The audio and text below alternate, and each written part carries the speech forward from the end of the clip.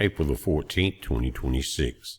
Guys, you're looking at the map called the Marine Traffic Global Ship Tracker.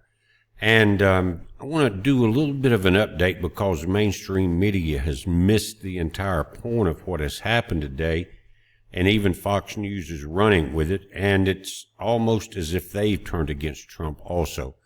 But what I showed you last night, there were two ships that came up into the straits.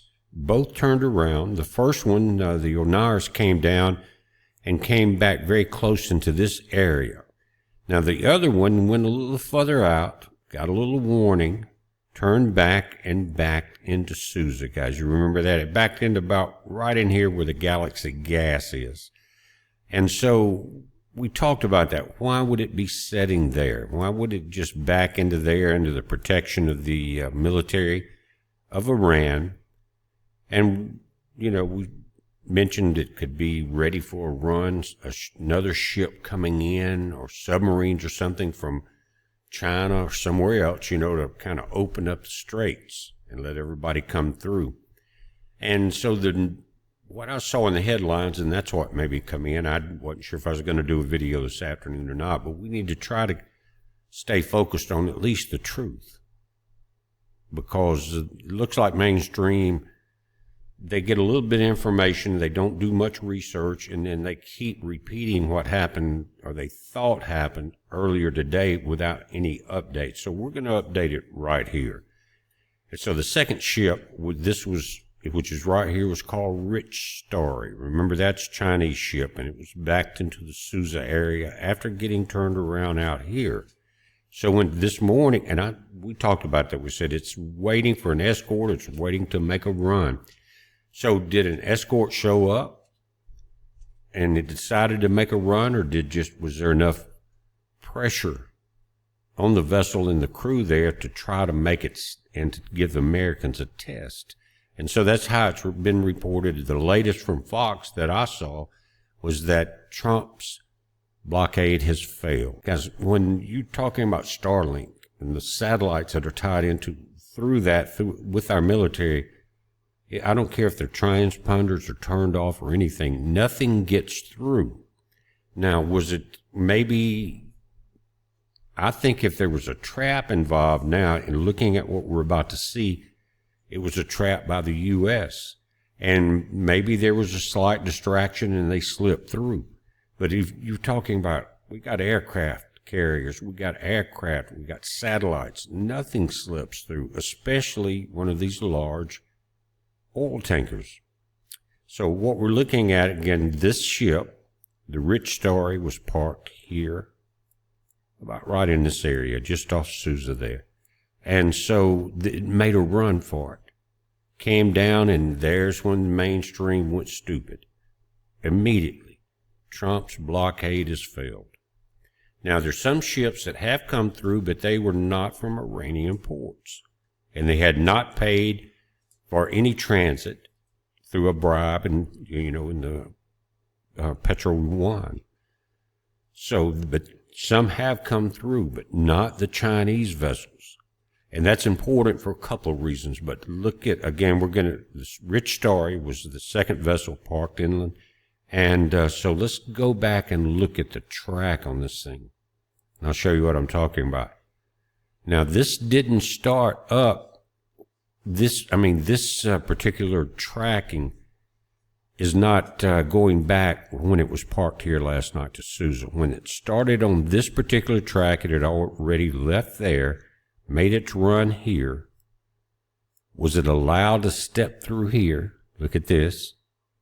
Look at that turn right there, guys. And what's happened now is it's back to where we were looking at it beeping just then on the red dot. Check this out again. So either it made it through, it's some type of blockade, and then when a couple of those helicopters from, or whatever, radio come in and said, listen, you're lit up like a Christmas tree. You really want to do this? Is it worth it? And right now they're hightailing it back. They're right here at this area here. So if that's what I'm saying about the mainstream media, and sometimes Fox gets it right, but I think they try, but they're just kind of too DEI or something. I don't know what it is. They just don't think through the logic of it. And then even if they were, or even if they weren't sure, don't come in and say right off the bat, Trump's blockade failed. It hasn't. Here's the Chinese vessel that they're bragging about right now, on its way back. Now, you think about it, we saw the two ships yesterday turn back, Rich Story and the other Onyssus, I think it was, that come back in close to Dubai here. But now this one got turned around much further. Either it ran the blockade or there was other ships coming in, and of course helicopters off the aircraft carriers and satellites and all that. But this is where it was notified, dude, you don't want to do this. See that? Looked like it was pretty high speed at a couple points here, trying to get out of there. And so, is it China testing because it's Chinese, or what happens? It would be interesting to find out, but the important part is they did not make it. What we do know is there's more and more ships headed into the U.S. now, even from China. And the stock market and the futures market on oil, they're reflecting it. And I think we talked about this, guys, but let me turn this particular ship off. We'll look at the entire situation here. Again, Rich Story is the ship right in there. But you got ships backed up on both sides. But there have been transits, people coming from friendly ports that have not been having to pay passage to Iran, especially in the Petro one. They're allegedly being pushed through. And I think the report I read earlier today was at least 25 have been let pass through. And I don't know if they're boarded or the radio communications. And of course, none of these ships have made a movement, even with their transponders off, without the U.S. knowing about it. So they can run, but they can't hide. Now, what would be the incentive? Let me turn that off. There's the Rich Story right there. What would be the incentive of Trump opening the straits as far as MAGA, making America great again? There's no incentives because of this line we're seeing that's increasingly getting thicker and thicker through here. We talk about it. I know you're sick of hearing about it. But these are adding up. And guys, the Louisiana loop is complete. It's under operation. And you come down here in this area, I think it's right off Port Fourchon, about 15 miles. But the loop, they don't really show it here. It would be right here. It would be about in this area, 15 miles offshore. But that's where they pump oil to ships, and they can take oil off of ships. They've got 4 pumps. Each one of them are 600 or 6,000 pounds of pressure. So they can move a lot of material back and forth. But the ships that come in here, they don't have to do what's called lightering. Lightering means they're too big to get into the port, so they have to take the time and the expense and the cost of pumping off to a couple of smaller ships that don't need as much deep water. And then they take it in. This allows a quick transfer because the platforms out here, if you look it up, it's big, huge yellow platforms. They can also contain a lot of oil or store a lot of oil, not just there, but they can pump it back ashore because they're spread all over the U.S. Loop is. Refineries, pipelines, guys, they're on top of it. It's like a spider web. And Trump made sure all of this was ready to go. So right now the ships don't have to come in. They don't have to pump off to another smaller ship. They come in to these big, really nicely built offshore platforms. And in this case, they're going to be taking oil aboard. But again, that can be reversed. And what they do loop when you get on shore at Port Fourchon, they supply people like Exxon Mobil all over Texas and Louisiana, different refineries. It's a big operation. It may be the biggest of all operations. But that's setting off of here. Again, look up the loop. It's off Port Fourchon. They're saying 12 to 15 miles average, but it's a lot of infrastructure there. And so it's smart because we saw that. Remember on Card Island on the western side, they had a place for the ships to pull up there called a T-terminal. And so they didn't have to come into the shallow waters of Card Island itself. And that's a worldwide thing, so it's really good that this is being built. And we don't know what's going to happen. The United Nations and the European Union, they're crying crocodile tears right now. They can't do anything. They're toothless paper tigers. And what's happened, guys, is if you go right down to the nitty-gritty of it, they've been overrun. Migrants came in a long time ago. They don't have the protection that we have in the United States, personal protection. And now their leadership has all went mandammy like in New York. So Europe can't do anything. They're not allowed to. There may be a few places. But guys, Britain will not allow drilling in the North Sea, one of the richest places on the planet as far as oil. So what happens is they paid, let's go up here a moment. They paid Norway, which is right here on the North Sea too, twice the price they would have to pay, guys. You guys in UK, I don't know if you know this or not, but Norway drills it, brings it in, and you pay in the UK twice as much per barrel because your people will not drill in the same area. Same ecological damage, if there's any, all of that, but no. Then you think about corruption and grift and money under the table, you're looking at it. Now, let's go back to the Straits for a minute. I know I mentioned this before, but each day you get a little more information that you can kind of put the pieces of the puzzle together. But what I'm seeing, just in my opinion, is that, again, there's no incentive for the U.S. to go back to talks with Iran. Why? Because the ships are coming to the U.S. Trump said it's the greatest gas station in the world now. But not only that, we talked about possible conflict with China.